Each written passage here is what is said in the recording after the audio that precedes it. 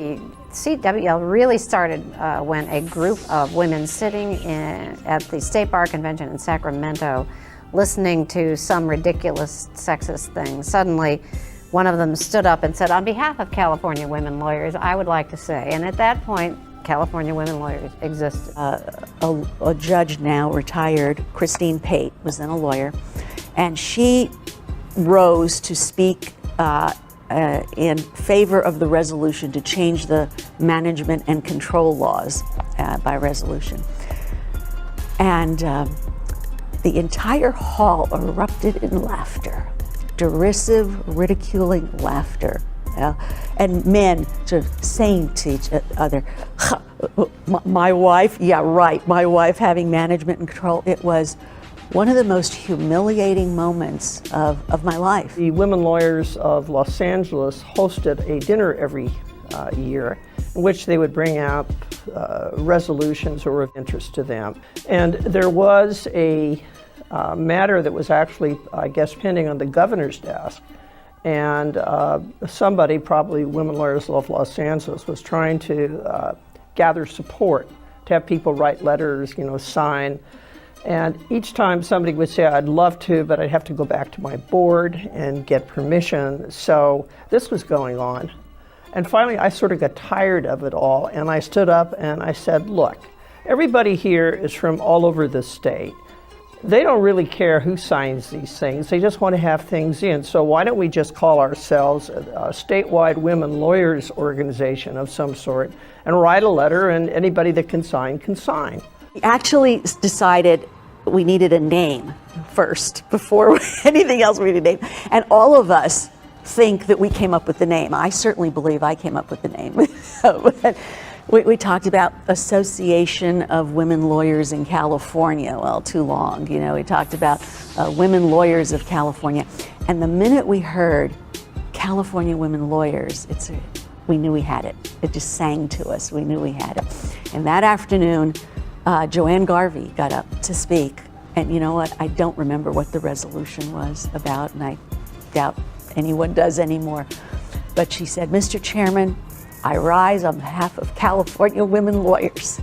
And I still get choked up about it. It kind of seems silly now, 35 years later, but it was such a seminal moment. We knew that things were going to be different from here on. We would have a much greater impact if we had a solid voice, if we could speak with a solid voice. And so we put the organization together. I think it was 1974, down in San Diego, at some jazzy hotel. I'll never forget the experience of the beginning of this organization. And there were differences of opinion. There were strong personalities. There were a couple of strange ones among us.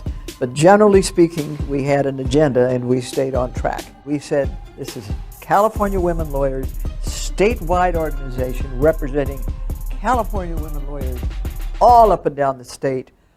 Now, Mr. Governor, you reckon with us. Now, Mr. Candidate for Attorney General, you reckon with us. Women lawyers in California today are at a pivotal moment. We enjoy the open doors and the fruits of our trailblazing mothers' labor. And because of their courage, we have gained tremendous opportunities, strength, and confidence.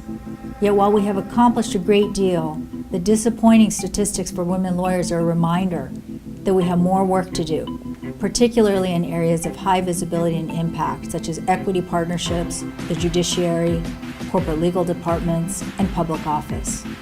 A meaningful leap into the next 40 years is upon us as we seek to advance in important frontiers of our state, such as technology, corporate and venture capital forums, and politics. We must lead by example because we know other states closely monitor and look to California as a leader in social, legal, and political progress.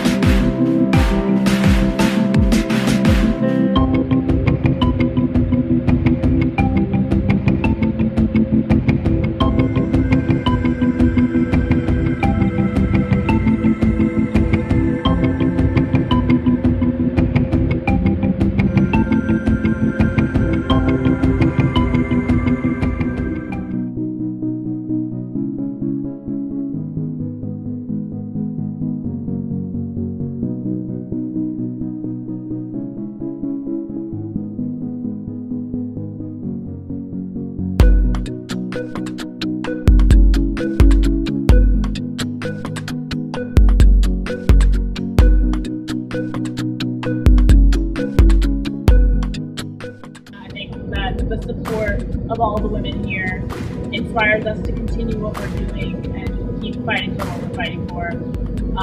Because there's a stereotype that women are just going to be petty and bicker and gossip against each other, when realistically, we just want to help each other. We want to make sure we all move forward and no one gets left behind. We bear a great responsibility to the next generation of women lawyers. We must not become complacent. We must continue to demand equity and change. Because, and to quote the great Nancy O'Malley, CWL past president and Alameda County District Attorney, if you're not at the table, you're going to be on the menu. I have every hope to see all of you at the boardroom table, at the trial counsel table, at the pitch table, and at the highest table in the state known as the bench. Today, at this very moment in CWL history, we are poised for greatness and renewed hope.